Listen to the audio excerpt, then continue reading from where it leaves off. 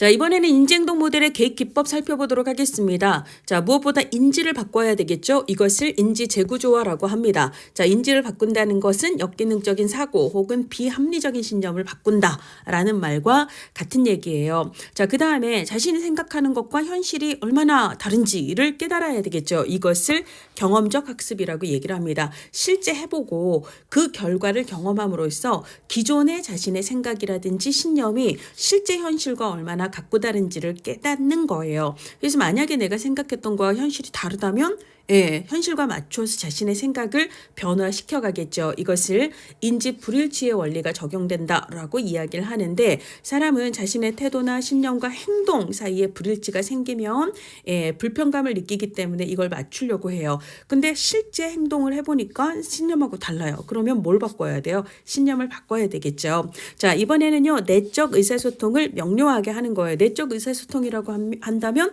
나의 생각을 명료화한다라는 거죠. 자신의 생각을 말로 표현을 해보고 그럼으로써 자신의 생각을 명확하게 할 수 있도록 도와주는 것을 내적 의사소통의 명료화라고 이야기를 합니다. 자, 다음으로는 설명이에요.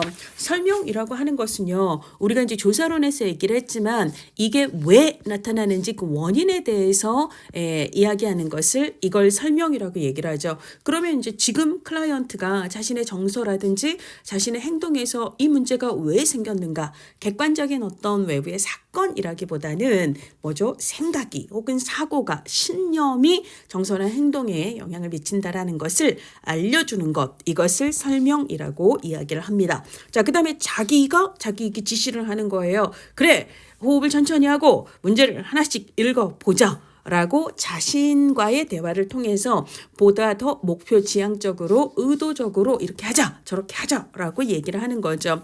자, 그 다음에 실제로 기록을 하는 과제를 부여를 합니다. 그래서 일정 양식에 따라서 자신의 생각이나 감정이나 행동 이런 것들을 기록하게 하는 숙제를 내는 거예요. 자, 그렇습니다. 그러니까 이제 과제를 수행하려면 클라이언트의 능동적인 참여가 필요하다라고 볼 수가 있습니다. 자, 그 다음에 클라이언트가 자신의 생각, 신념을 말할 수 있게 해야 합니다. 자, 그러면 어떻게 해야 되죠? 질문을 해야 돼요. 묻고 답하기예요. 질문을 하여 클라이언트가 자신의 생각을 이야기하고, 그리고 앞뒤가 맞고 틀리고 이런 것들을 스스로 이제 말을 해가면서 점검을 할 수 있도록 한다라는 거죠. 자, 대표적인 인지행동 모델 살펴보도록 하겠습니다. 먼저 앨리스의 합리정서 행동 치료가 있습니다. 여기서의 가장 핵심 키워드는요, 비합리적인 신념이에요. 그러니까 결국은 인지 중에서도 비합리적인 신념이, 즉 근거, 합리적인 근거가 없이 당연히 이래야 한다라고 그 사람이 믿고 있는 그것이 그 사람의 정서나 행동에 영향을 미친다라고 생각을 합니다. 뭘 바꿔야 되는 거죠? 비합리적인 신념을 바꿔야 돼요. 어떻게? 논박을 통해서 바꾼다라고 얘기를 해요. 그래서 합리적인 신념으로 바꾸면 그것으로 인한 효과로 이제 그 정서나 행동이 변한다라고 이야기를 합니다. 자, 그래서 액시던트, 어떤 사건 자체가 그 사람의 부정적인 정서나 행동과 같은 결과를 초래하는 것이 아니고 그것에 대한 그 사람의 신념이 영향을 미치는 거다. 그러니까 우리가 바꿔야 되는 건 사건이 아니라 신념이다. 무엇을 통해서? 논박을 통해서. 그러면 뭐가 달라진다는 거예요? 이 결과, 좋지 않았던 결과가 변화하는 결과를 얻게 된다라고 얘기를 하고요. 그래서 이제 이것을 A, B, C, D, E 모델이라고 얘기를 하고, 가장 중요한 건 논박이라는 과정을 통해서 비합리적인 신념을 바꾸는 거기 때문에 앨리스 모델에서 가장 핵심적인 개입 기법은 논박이다라고 이야기를 할 수가 있습니다. 그러면 이제 논박을 한다라는 것은요, 그 사람의 신념이 논리적으로 근거가 있는지, 자, 그 다음에 실제로 그 사람의 신념을 뒷받침하는 데이터, 현실적인 그 사례가 있는지, 그리고 그 사람이 그렇게 믿고 살면 뭐 인생에 도움이 되는지, 이런 것들을 따져본다라는 이야기입니다. 자, 이번에는요, 백입니다. 백의 인지치료예요. 백의 인지치료에서는 비합리적인 신념이라는 용어 대신에 인지의 왜곡이라고도 하고요, 인지의 오류라고도 얘기하고요, 왜곡된 인지라고도 이야기를 합니다. 이것을 변화시키는 게 핵심이다라고 이야기를 해요. 근데 사람들이 대표적으로 갖고 있는 왜곡된 인지를 임의적 추론, 그리고 과잉 과잉 일반화, 그리고 선택적 사고, 과장과 축소, 개인화, 이분법적 사고 등으로 얘기를 했고요. 플러스 여기에다가 하나 더 재앙화라고 하는 것도 이야기를 했습니다. 자, 그럼 하나하나씩 얘기를 하도록 하죠. 추론을 해요. 뭐뭐니까 뭐뭐일 거야 라고 추론을 하는데 이게 전혀 근거가 없는 거예요. 얘랑은 아무 상관이 없는데 마치 상관이 있는 것처럼 이거니까 이거일 거야 라고 얘기하는 거. 그래서 상관이 없는 걸 연결시켜서 추론을 하는 경우, 혹은 오히려 반대에 놓은 거인데도 불구하고 이러니까 이럴 거야 라고 생각하는 것, 이것을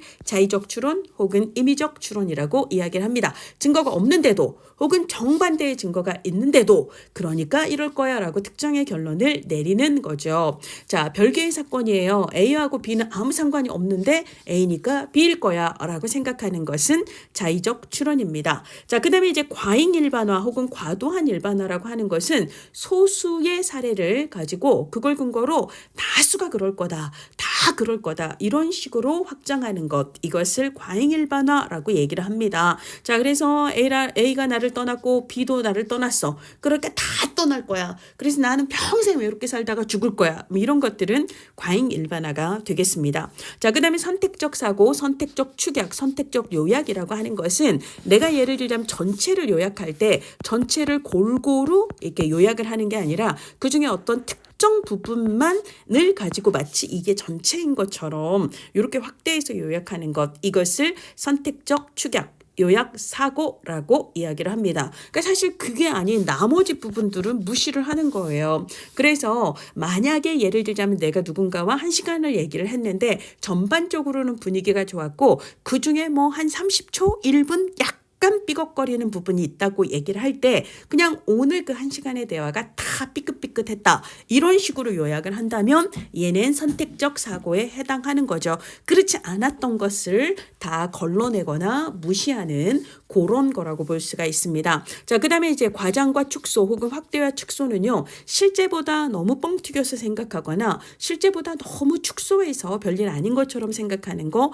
둘 다 해당이 됩니다. 자, 그 다음에 개인회화라고 하는 것은요, 자신과 무관한 사건을 자신과 관계 있다고 생각하는 걸 이야기합니다. 자, 이분법적 사고는요, 나를 사랑하는 게 아니면 미워하는 거다. 미워하는 게 아니면 사랑하는 거다. 100점이 아니면 모두 실패다. 반대가 아니면 찬성이다. 뭐 이런 식으로 뭐 아니면 도 이렇게 생각하는 것을 이분법적 사고라고 얘기를 합니다. 추가적으로 재앙화라고 하는 것은 시험에서 뭐 한 번도 그 주인공인 적은 없었지만 2025년 시험에 보기 중에 하나로 언급이 돼서요. 실제보다 너무 최악의 상황, 부정적인 결과를 과장해서 생각하는 거. 만약에 내가 예를 들어 이 시험에서 떨어진다면 내 인생은 완전히 끝장인 거야. 뭐 이렇게 생각하는 것을 재앙화라고 얘기를 합니다. 자, 이번에는요. 세 번째 인지행동 모델로 즈릴라와 골드프라이드의 문제 해결 모델인데요. 혹은 문제 해결 치료라고 얘기를 합니다. 근데 우리가 실천론에서 1957년 하면 뭐가 떠올라요? 통합방법론 하면 뭐가 떠올라요? 펄만이 제시했던 문제 해결 모델이 있죠. 그러니까 그거하고 좀 구분을 하셔야 됩니다. 그래서 실천 기술론에서 문제 해결이 모델이 나오면 이거는 인지행동 모델에서 즈릴라와 골드프라이드가 실제로 문제를 해결하는 과정과 관련해서 문제를 인식하고 문제를 정의하고 형성하고 해결 대안을 모색하고 그리고 가장 적절한 대안을 선택하고 실제로 실행을 해보고 그리고 검증을 하는 그런 과정을 통해서 클라이언트가 문제 해결을 할 수 있도록 대처 능력을 강화하는 거에 초점을 두는 합리적인 문제 해결 능력의 습득을 원조하는 모델이다. 뭐 이렇게 생각을 하시면 되겠습니다.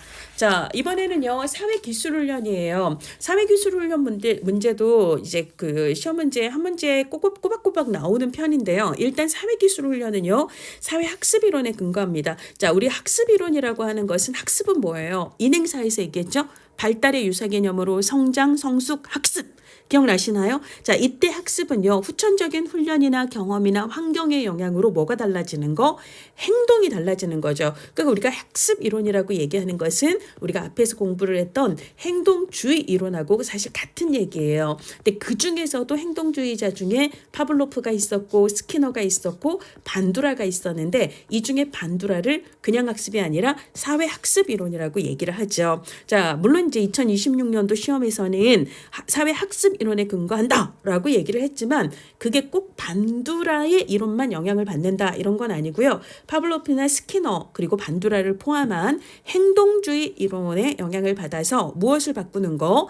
행동을 바꾸는 거예요. 그래서 이 사회에 보다 더 적합한 행동을 습득할 수 있도록 도와주는 다양한 기법들을 훈련하는 그게 이제 사회기술 훈련이다라고 보시면 되겠습니다. 자, 그러면 어떤 집단에서? 사회화 집단에서 많이 사용을 해요. 이 사회화 집단은 여러분 어디에 나오냐면은요. 실천기술론의 뒤쪽에 보시면 202페이지 있습니다. 202페이지에 202쪽의 상단 표에 보면 치유 집단 그리고 사회화 집단이 있어요. 그러니까 사회 적응. 그러니까 예를 들자면 뭐 교도소라든지 병원이라든지 시설에서 오랫동안 살다가 그러고 이제 사회로 나왔는데 이 사회에서 수용 가능한 행동이 적절한 행동이 뭔지 잘 몰라요.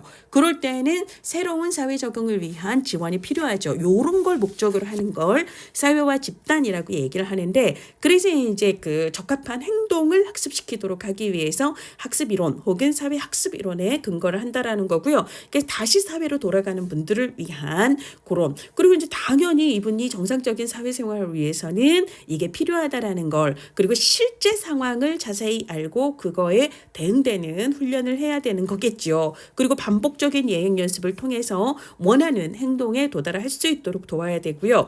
너무 복잡할 때는 조금 쉬운 것부터 세분화해서 단계적으로 훈련을 할 필요가 있습니다. 이걸 뭐라고 부르죠? 행동 조성 혹은 행동 형성이라고 우리 앞에서 얘기를 했었고요.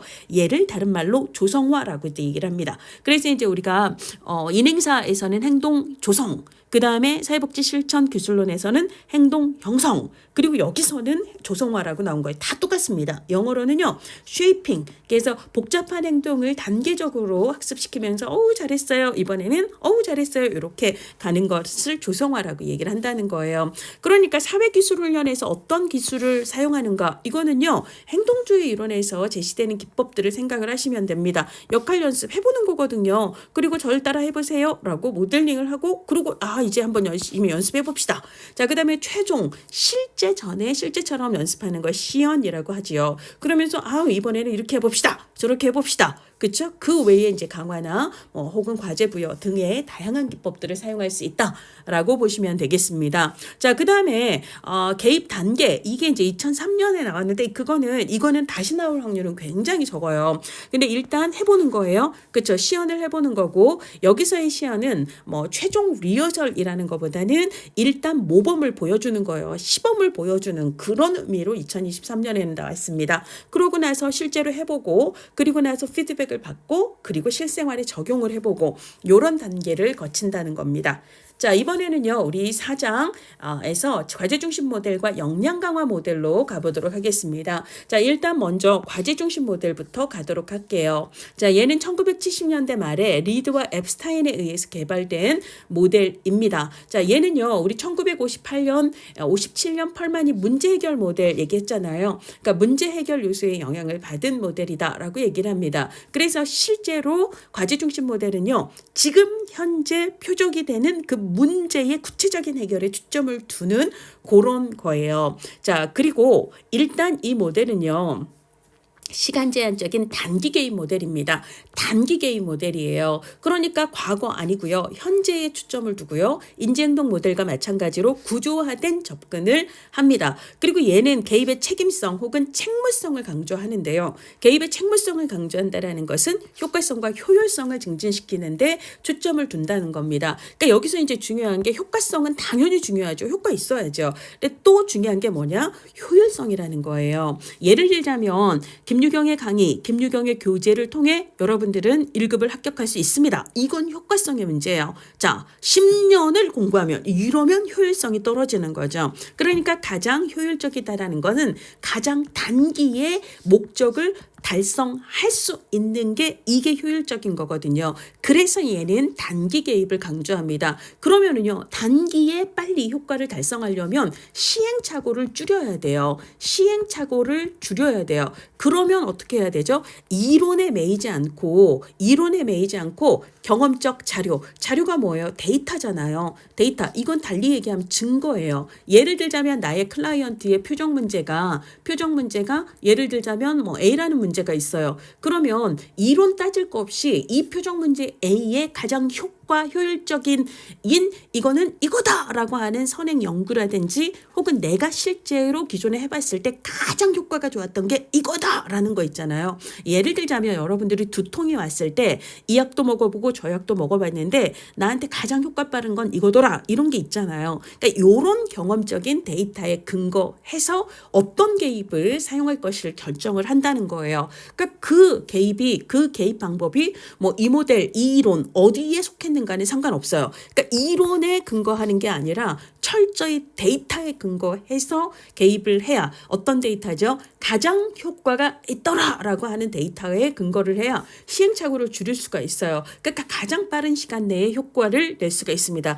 그래서 효과와 효율을 둘 다 잡을 수 있고 이게 바로 개입의 책무성의 핵심이다라고 이야기를 한다는 거예요. 자, 그다음에 이 책임성을 강조하고 효율성을 강조하기 때문에 클라이언트의 자기결정권을 특히나 강조를 해요. 왜냐하면 클라이언트가 원치도 않은 문제, 예를 들자면 나는 이 문제가 중요하다고 생각하는데 클라이언트는 아니래요. 그럼 옥신각신 하다가 시간 가요. 그죠? 그래서 기본으로 클라이언트가 이게 중요해라고 받아들이게 막 설득하느라고 시간 가는 거 이거 좋지 않습니다. 일단 일사불란하게 둘이서 마음이 딱 맞아서 빨리빨리 달릴 수 있으려면 철저하게 클라이언트가 원하고 인식하고 동의하는 문제와 목표와 방법을 기초로 해야 된다라고 생각을 하는 거예요. 그래서 클라이언트가 인식한 문제, 그 다음에 클라이언트의 욕구, 그 다음에 클라이언트가 동의한 과제, 클라이언트가 합의한 목표, 그렇잖아요. 그래서 철저히 두 사람은 협력적 관계로 빨리빨리 나아가야 합니다. 자, 그래서 클라이언트 문제의식을 반영을 해요. 이 모든 것들이 다른 어떤 모델보다 과제 중심 모델은 클라이언트의 결정권을 존중한다, 강조한다 라는 말로 연결이 되는 거예요. 자, 클라이언트가 병리적인 게 아니라 그 사람이 지금 문제를 해결하는 데 필요한 자원이 부족하거나 아니면 어떻게 그 문제를 해결해야 될지 잘 몰라서 기술이 부족하다라고 생각을 합니다. 자, 그리고 클라이언트의 환경에 대한 개입도 필요하다면 할 수 있죠. 기본적으로 얘는요, 특정 이론에 매이지 않고요. 그 뭐가 필요한지 그냥 경험적인 데이터에 근거해서 이것도 저것도 절충적으로 할 수 있는 모델이기 때문에 이건 하고 이건 안 한다 이런 얘기가 나오면 무조건 다 틀렸다라고 보시면 되겠습니다. 자, 그다음에 이제 주요 개념이에요. 기본으로 얘는 단기 개입 모델이기 때문에 구잡스럽게 막 이것저것 안 합니다. 최대 3개까지 표적 문제를 선정을 하고요. 과제도 이제 최대 3개까지 가급적이면 3개를 넘지 않는 선에서 얘도 되게 구체적으로 그 다음에 목표도 되게 구체적으로 적게 됩니다. 그래서 이제 표적 문제 1, 2, 3 그 다음에 각각의 표적 문제를 어떻게 바꿀 것인지 이게 목표가 되는 거죠. 그리고 그 목표를 달성하기 위해서 너는 뭐하고 나는 뭐하고 이 과제를 정하는 건데 이 과제는 클라이언트의 과제도 있지만 사회복지사의 과제도 있다라는 거예요. 이 과제의 수준은 추상적성의 수준에 따라서 일반적인 거 요건 조금 더 포괄적이고 좀 넓은 수준에서 얘기를 하는 거고요. 조작적인 과제는 훨씬 더 구체적인 거예요. 훨씬 더 구체적이다라고 하는 것은 보통 숫자로 얘기할 수 있는 그런 수준으로 이제 과제를 설정하는 걸 조작적 과제라고 이야기를 합니다. 자, 과제 중심 모델의 개입 과정은 시작, 그 다음에 문제 규명, 그리고 계약, 실행, 종결의 5단계를 거치게 됩니다. 자, 일단 시작 단계는요, 자기 발로 자발적으로 찾아왔는가, 누가 의뢰를 해서 비자발적으로 왔는가만 따지면 됩니다. 자발적으로 찾아오는 경우는요, 바로 문제 규명 단계로 넘어가면 돼요. 근데 이제 예를 들어 A가 B를 여기에 보내서 왔다고 하면 얘가 원하는 것과 얘가 원하는 거에 차이가 있을 거 아니에요. 이거를 조율하는 게 이제 필요하다라는 거죠. 자, 그다음에 이제 문제 규명 단계인데요. 우리가 실천론에서 실천의 과정을 우리가 다뤘었어요. 근데 그때는 뭐라고 얘기했냐? 뭐냐면 우리가 이제 접수가 있고 그 다음에 자료 수집을 하고 그리고 사정을 하고 그리고 개입 계획을 세우고 그 다음에 개입을 하고 뭐 이렇게 얘기를 했는데요. 그때 클라이언트가 왜 왔는지 클라이언트의 문제와 욕구를 확인하는 건 접수 단계에서 하고 그 다음에 문제를 규명하는 거 표적 문제를 선정하고 우선순위를 다루는 건 계획 단계에서 한다라고 얘기를 했거든요. 그런데 과제 중심 모델은요. 클라이언트가 어떤 문제로 왔는지 확인하는 것도 그 다음에 표적 문제를 선정하는 것도 다 여기서 끝냅니다. 휘리릭 얘는 되게 단기예요. 단기. 자, 그리고 실제로 수정을 하는 거는 실제 해봐야 상황 판단을 하기 때문에 그때 상황을 보면서 수정할 수 있다라고 생각을 하기 때문에 여기서 시간을 질질 끌지 않는다는 거예요. 자, 그래서 클라이언트가 무슨 문제로 왔는지 그다음에 만약에 의뢰한 기관에서 위임한 문제가 있다면 그것도 파악을 하고요. 그러고 휘리릭 표적 문제를 설정을 한 후에 각 표적 문제를 막 구체적으로 사정하고 그러지 않습니다. 휘리릭이에요. 신속한 초기 사정을 한다라는 거예요. 빠른 사정을 한다라는 거예요. 왜냐하면 실제로 해봐야 상황을 파악할 수 있어서 실제 상황에 대한 사정, 후속 사정은요. 실제 그 과제를 수행하면서 사정할 수 있다라고 생각을 합니다. 그리고 이제 계약을 한다라는 거예요. 계약의 가장 핵심은 표적 문제 3개 이내, 그 다음에 우리가 어떤 목표로 이제 나아갈 건지, 그 다음에 너의 과제, 나의 과제, 이런 게 이제 가장 핵심이다라고 볼 수가 있고요. 계약 내용은요 언제든지 변경 가능해요. 실제 실행을 해보면서 문제도 목표도 과제도 수정이 가능합니다. 자, 그럼 실행 단계에서는요 네가 뭐 하고 내가 뭐 할지 과제를 정했잖아요. 그걸 수행하는 거죠. 그걸 실행하는 겁니다. 자, 그래서 과제를 이행을 하고 그 다음에 과제 달성 정도를 점검을 하고 그 다음에 과제를 수정 보완할 수 있어요. 그래서 과제를 개발하는 거, 계획하는 거, 그 다음에 과제를 수행할 때 문제가 되는 거, 이런 것들을 해결하는 거, 이거 다 실행 단계에서 한다라는 거예요. 그리고 종결 단계까지로 가게 됩니다. 자, 이번에는요, 우리 역량 강화 혹은 임파워먼트 혹은 권한 부여 모델을 보도록 하겠습니다. 자, 요거를 딱 보자마자 우리는 앞에서 실천론에서 외웠던 강력해, 그 다음에 강권해, 요거 기억나시죠? 강력해, 그 다음에 강권해, 이거 뭐예요? 강점 관점의 토대를 둔 모델은 역량 강화 모델과 해결 중심 모델이다 라고 얘기를 했어요. 그러니까 강점 관점의 반대는 문제 중심 혹은 병리적 모델이죠. 자, 그래서 클라이언트를 문제 중심으로 보지 않고요. 이미 자원이 있어요. 클라이언트가 이미 힘이 있어요. 이미 강점이 있어요. 그렇죠? 능력이 있어요. 혹은 역량이 있어요. 이것에 초점을 두는 거예요. 그것을 키우는 겁니다. 자신의 삶과 상황에 대해서 더 많은 힘을 갖도록 돕는 것. 이게 이제 역량 강화의 핵심이다. 문제가 아니라는 거예요. 문제를 해결하는데 초점을 두지 않는다는 거예요. 그러니까 이용할 수 있는 자원을 찾아내고 그것을 분석하고 그 다음에 목표를 구체화하고 이런 것들이 중요하다라는 거예요. 자, 그러니까 클라이언트는요. 할 수 있는 잠재력이 있는 사람 그리고 문제 해결을 위한 자원이 있고요. 그 다음에 누구보다 자기 자신이 전문가예요. 개입의 객체가 아니라 주체고요. 그래서 참여가 중요하고 자기결정권이 중요하고 협력적인 파트너십이 중요하다라고 이야기를 합니다. 자, 그리고 우리 개입 단계와 기법 해가지고 요거 얘기했죠. 대발전이라고 우리 실천론에서도 외웠었잖아요. 그래서 대화 단계에서는 협력적인 파트너십을 형성하고 그리고 방향을 설정하고 또 하나는 뭐죠? 문제 상황 있잖아요. 상황을 파악하는 거예요. 지금 현재 상황이 어떠한지 이거를 이제 같이 파악을 하는 게 대화 단계입니다. 그리고 발견 단계에서는요. 강점을, 능력을, 그렇죠? 그리고 또 뭐죠? 자원을 발견하고 그것을 조직화하고 그리고 그것을 분석하는 일을 합니다. 자, 그다음에 발전 혹은 발달 단계에서는 실제 성과를 내고 그 성과를 통합 혹은 집대성하고 그 다음에 새로운 자원과 기회를 활성화시키고 이런 걸 한다라고 말씀을 드렸습니다. 자, 이번에는요. 5장입니다. 자, 위기 게임 및 기타 실천 모델로 가도록 하겠습니다. 자, 위기의 종류에는요. 발달적 위기도 있고요. 상황적 위기도 있고 실존적 위기도 있고 환경적 위기도 있습니다. 발달적 위기는요. 그야말로 개인의 생애 주기, 청소년기가 되면서 정체성의 위기를 겪는다든지 뭐 이런 것들 있잖아요. 은퇴를 하게 되면서 이제 어려움을 겪는다든지 이런 것들은 발달적 위기예요. 그 다음에 내가 전혀 예측할 수 없었던 사건이 생겼어요. 그 사건 때문에 때문에 내가 발생한 위기는 상황적 위기가 됩니다. 자, 인생 무상해, 덧없어 이런 것들 있잖아요. 공허해 이런 건 실전적 위기가 되는 거고요. 자, 이런 지진이나 쓰나미나 화재나 전염병과 같은 재해로 인해서 발생하는 위기는 환경적 위기다라고 얘기를 할 수가 있습니다. 자, 그 다음에 나오미 골란이라고 위기개입 모델의 가장 대표적인 학자는 위기의 진행 단계를 5단계로 이야기를 했어요. 자, 그래서 그 시작은요, 위치예요. 위치, 촉진. 위치 촉진 이렇게 외우세요. 그래서 위험한 사건이 일단 생깁니다. 그럼 바로 무너지는 게 아니라 우리는 근근히 힘들지만 막 버티는 근데 이렇게 막 내가 힘들게 버티고 있는데 누가 나를 정말 못 버티게 확 찌르면 그땐 무너질 것 같아요. 그렇지만 버티고 있어요. 이게 취약 단계입니다. 그러다가 나를 더 이상 버티지 못하도록 만드는 정말 가시 같은 사건, 바늘 같은 사건이 나를 비수를 확 꽂아요. 이걸 위기 촉발, 위기 촉진 사건이라고 얘기하고요. 그때 와르르 무너져요. 이걸 위기 단계 혹은 실제 위기 단계라고 얘기를 하고요.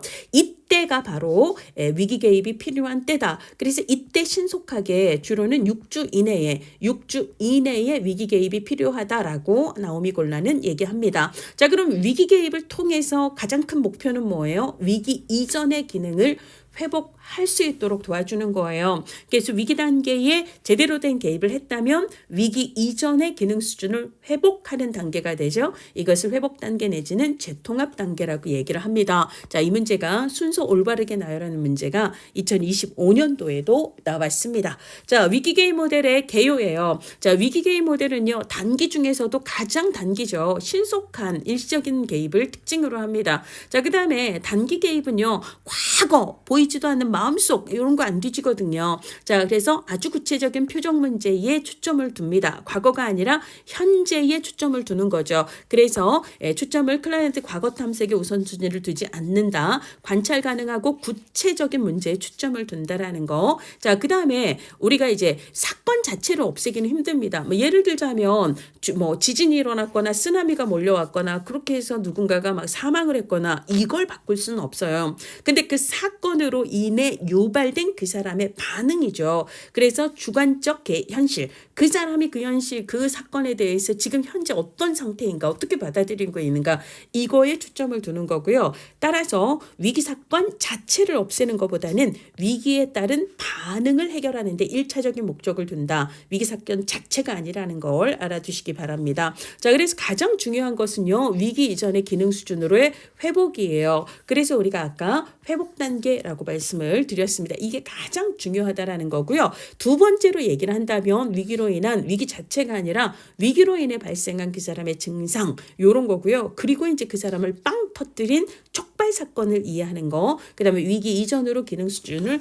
회복하는 거, 이거 다 같이 튼 얘긴데요. 이런 게 이제 중요하다라고 보시면 되겠습니다. 자, 위기 개입의 원칙입니다. 신속해야 되죠. 제한된 목표에 초점을 명확하게 두어야 되고요. 지금은 굉장히 많이 절망하고 있지만 희망을 고취시켜주는 것 중요합니다. 자, 그리고 어떤 모델보다 사회복지사의 적극적인 행동에 초점을 둡니다. 특히 이제 자살 위기 이런 경우는 클라이언트의 안전과 생명보호, 이게 굉장히 중요하거든요. 빠르고 민첩하게 클라이언트의 안전을 도모하는 조치, 구체적인 행동 조치가 필요하다라는 거예요. 다른 어떤 모델들보다 사회복지사는 적극적이고 직접적 역할을 수행하게 됩니다. 그 외에 지지하고 클라이언트가 긍정적이고 건강한 자아상을 가질 수 있도록 도와주고, 그리고 자신감을 회복해서 다시 일어설 수 있도록 도와주라라고 이야기를 합니다. 자, 개입 단계는 넘어가도 될 것 같고요. 위기 개입 사례도 읽어보시면 될 것 같습니다. 대체로 이제 생명이 위태위태한 그런 상황들이 이제 사례 문제로 나오게 됩니다. 자, 위기 사례에 대한 개입인데요. 특히 이제 자살 관련한 그런 사례가 나올 수 있는데요. 자, 그럴 때 요거 중요하죠. 자살 관련 계획을 직접적이고 구체적으로 물어보는 거 필요하다? 예, 맞아요. 이게 맞습니다. 그래서 뭐 예를 들어 자살 관련 계획을 직접적이고 구체적으로 물어보는 건 피해야 된다. 이거 틀리는 얘기입니다. 그죠? 지금 자살 생각을 하고 있는 있는지, 실제 시도를 해봤는지, 어떤 방법을 고민하고 있는지 이런 것들을 아주 구체적으로 물어보는 게 중요하다라는 거 알아두시고요. 자, 그 다음에 이제 기타 실천 모델입니다. 얘네들은 2024년 시험까지는 뭐 제대로 이제 주인공 대접을 못 받다가 2025년에 갑자기 이제 주인공으로 급부상한 그런 친구들이에요. 자, 클라이언트 중심 모델은 이전에도 언급이 됐습니다. 근데 이제 실제 얘가 단독으로 어떤 그 독자적인 위상을 가진 건 2025년이다라는 거죠. 여러분, 클라이언트 중심 모델은요, 뭘 보시냐면, 여러분들 책에서 인간행동과 사회환경 있잖아요. 거기서 제가 이미 말씀을 드렸습니다. 기억이 나시는 분이 있다면 자랑 좀 해주세요. 저희 자유 게시판에 선생님 저 클라이언트 중심 모델 보자마자 로저스 생각났어요. 이렇게 자랑 좀 해주세요. 자, 로저스 이론이 우리 책의 32페이지에 있거든요. 자, 로저스 이론이 32페이지에 있습니다. 이 로저스의 이론에 영향을 받은 게 바로 클라이언트 중심 모델입니다. 자, 그래서 33페이지에 있는 그 로저스가 강조하는 강조점이나 영향 이런 거 있잖아요. 요거 얘기하면서 제가 클라이언트 중심 모델하고 연결이 된다라고 말씀을 드렸던 것 같아요. 자, 그래서 로저스의 인본주의 이론에 근거한 실천 모델을 클라이언트 중심 모델이다라고 이야기를 합니다. 자, 얘는 now and here예요. 과거가 아니라 지금까지 어떤 문제로 힘들었는가가 아니라 상담자와 클라이언트가 지금 현재 어떤 관계를 뭐가 제일 중요하다라고 얘기해요. 무조건적인 긍정적 관심을 클라이언트가 받을 수 있도록 하는 게 중요하다라고 얘기를 했습니다. 지금 현재가 중요하다라고 말씀을 드렸어요. 과거가 아니라 현재가 중요하다라고 얘기했고요. 둘 사이의 관계가 중요하고 그 관계의 핵심은 무조건적인 긍정적인 관심이다라고 이야기를 했습니다. 클라이언트의 자기결정권을 강조합니다. 그러니까 문제 해결은 클라이언트 몫이에요. 그리고 비지시, 비심판적인 태도를 강조합니다. 자, 그래서 누구나 정말 건강한 자아를 갖고 있기 때문에 자기답게 사는 것, 이것을 로저스는 완전히 기능한다라고 이야기를 했죠. 이게 중요하고 실제로 그 자아를 실현하고자 하는 그런 경향을 누구나 갖는다라고 이야기를 했습니다. 근데 왜 자기답게 못 사는가? 다른 사람들에게 긍정적인 관심을 받고 싶은데 다른 사람들이 나를 긍정적으로 바라볼 땐 항상 조건이 뒤따른다는 거예요. 이것을 인행사에서는 가치의 조건, 실천론에서는 조건부 가치라고 번역을 했습니다. 네가 나한테 따뜻한 말 한마디 듣고 싶으면 공부 좀 잘해, 착해, 뭐 성실해, 뭐 이런 것들 있잖아요. 그러다 보니까 진짜 내가 원하는 나다움이 아니라 우리 엄마가 내 친구들이 바라는 그런 사람이 되기 위해서 그들의 조건을 충족하기 위해서 살아가게 된다라고 이야기를 했습니다. 그래서 진짜 자기 모습과 자신의 삶의 경험이 불일치하게 되는 이런 문제가 있는데, 근대 사회복지사가 그 사람을 무조건적으로 긍정적인 관심으로 바라봐주면 자기와 경험의 일치, 즉 완전히 기능하는 삶을 살 수 있다라고 얘기를 했고요. 이를 위해서는 나의 기준을 가지고 그 사람을 함부로 지시하지 말라라고 이야기를 했다라는 거죠. 자, 그다음에 이제 2025년에 처음으로 이 동기 강화 모델이라는 게 나왔는데요. 사실 그 밀러와 놀리기 얘기한 동기 강화 모델의 핵심 개요에 해당하지 않는 걸 고르라는 문제가 나왔었거든요. 근데 여기서 뭐가 나왔냐면, 여러분들 책에 아까 인지행동 모델 있잖아요. 인지행동 모델의 개입기법 중에서 173페이지 귀찮아도 한번 펴보세요. 가장 하단에 보면 뭐가 있었어요? 내적 의사소통의 명료화 있잖아요. 그렇죠? 그러니까 독백을 하는 거예요. 생각을 그냥 생각만으로 하지 말고 자신의 생각을 말로 이렇게 해서 구체화 시켜보는 걸 얘기하거든요. 이거 뭐예요? 이거 인지행동 모델의 기법이거든요. 인지행동 모델의 기법이다라는 게 2014년에도 2022년에도 2024년에도 나왔어요. 그래놓고 얘가 2025년에는 여기 생뚱맞게 동기 강화 모델에 가서 붙어 있어요. 그러면 얘야, 너는 이 자리가 아니야, 인지행동 모델이야 라고 옳지 않은 걸 고르라고 했다면 여기에 바로 체크를 해야 되죠. 그러니까 2025년에 나왔던 그 문제는 동기 강화 모델을 알고 있는가가 아니라 사실은 내적 의사소통의 명료화가 인지행동 모델에 해당한다라는 걸 바로 캐치할 수 있는가, 걸러낼 수 있는가에 해당하는 문제였습니다. 자, 그래서 뭐 나왔으니까 기본으로 이들의 모델에서는요, 불일치감을 자신의 가치나 목표 회사의 불일치를 인식하는 거, 그 다음에 자기 효능감을 지지하는 거, 그 다음에 저항을 억지로 없애려고 하지 말고 자신의 저항을 수용하는 거, 그리고 공감을 클라이언트 입장에서 클라이언트를 공감할 것, 이런 이야기들을 하고 있습니다. 그래야 클라이언트가 동기가 강화될 수 있다라고 이야기를 합니다. 자, 여기까지 하고 쉬었다가 가족 대상 사회복지 실천으로 가도록 하겠습니다.